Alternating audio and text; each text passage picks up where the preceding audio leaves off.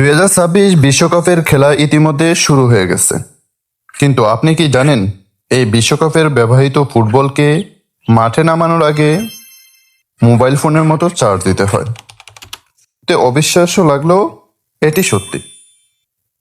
বর্তমানে যুক্তরাষ্ট্র, কানাডা এবং মেক্সিকোতে অনুষ্ঠিত হচ্ছে 2026 ফিফা বিশ্বকাপ। এই বিশ্বকাপে শুধু খেলোয়াড়রাই নয়, ফুটবলটিও হয়ে উঠেছে অত্যাধুনিক প্রযুক্তির অংশ। অ্যাডিডাসের তৈরি নতুন স্মার্ট বলের ভেতরে রয়েছে বিশেষ সেন্সর, যা খেলার প্রতিটি গুরুত্বপূর্ণ মুহূর্ত নজরে রাখছে। মাঠে কোনো খেলোয়াড় বল স্পর্শ করলেই বলের ভেতরে সেন্সর সঙ্গে সঙ্গে সেই তথ্য ভিএআর সিস্টেমে পাঠিয়ে দেয়।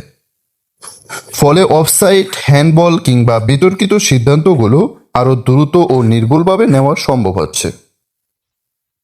এই প্রযুক্তি রেফারিদের সিদ্ধান্তকেও আরও নির্ভরযোগ্য করে তুলছে।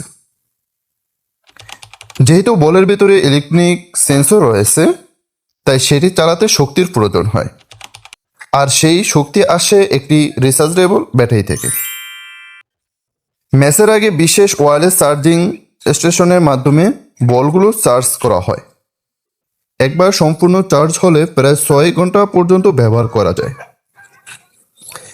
একসময় ফুটবল ছিল শুধু একটি বল, আর আজ 2026 বিশ্বকাপে সেই ফুটবলই পরিণত হয়েছে একটি স্মার্ট প্রযুক্তির ডিভাইসে। আপনার কি মনে হয়, ভবিষ্যতে প্রযুক্তি ফুটবলকে আরও কতটা বদলে দেবে? কমেন্টে আপনার মতামত জানান। আর এমন আরও বিজ্ঞান ও প্রযুক্তির তথ্য পেতে রহস্যঘরের সঙ্গে থাকুন। ধন্যবাদ।